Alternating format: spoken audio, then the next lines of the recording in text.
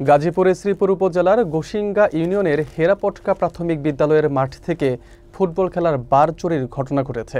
এলাকাবাসী দাবি করছেন, মাদক সেবীদের দাপটেই এই চুরির মতো ঘটনা দিন দিন বেড়েই চলছে। বিস্তারিত থাকছে ডেস্ক রিপোর্টে। স্থানীয়রা জানান, রাতের আধারে এলাকার সক্রিয় মাদক সেবী চক্র শুধু স্কুল নয়, মসজিদ ও দোকানপাট থেকেও মালামাল চুরি করছে।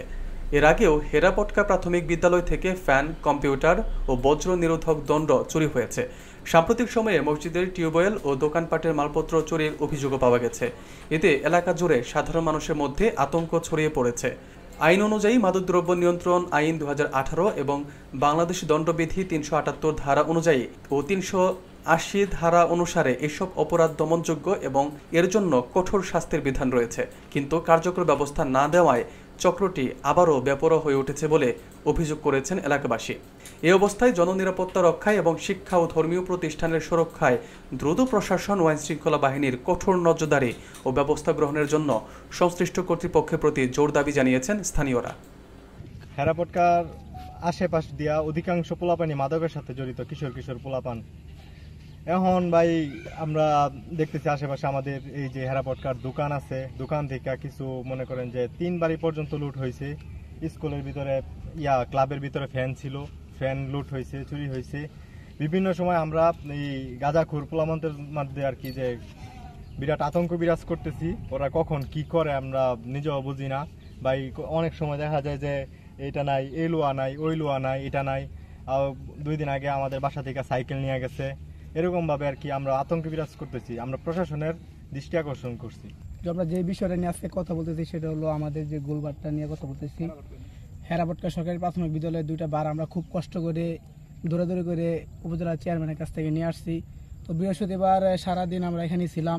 বিকালবেলা খেলাধুলার পরে সন্ধ্যা 10টা 11টা পর্যন্ত আমরা মাঠেই থাকি। তো সকালবেলা ঘুম থেকে উঠে এসে দেখি বার মানে 3 ভাগের 2 ভাগে নিয়ে গেছে, আর 1 ভাগ হয়তো বা ফজর আজান দিয়ে ফেলছে, কিংবা যে কোনো সময় মানে যে কোনো কিছু কারণে নিতে পারে নাই।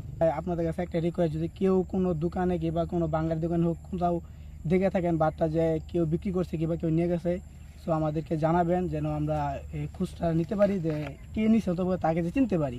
তো আমরা কাউকে কিছু করবো না কিংবা কিছু বলবো না, শুধু চিনে রাখবো যে কে বারটা নিছে আর কে আমাদের এই মানে আমাদের ক্ষতি করার জন্য উঠে পড়ে লেগেছে।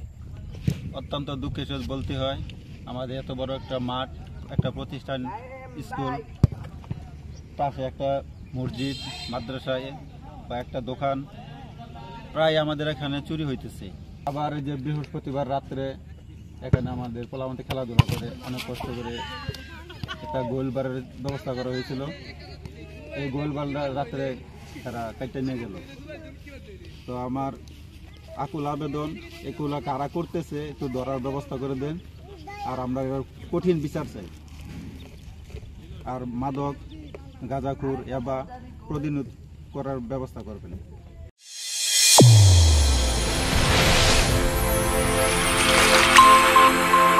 চ্যানেল A1 হৃদয়ের স্পন্দন।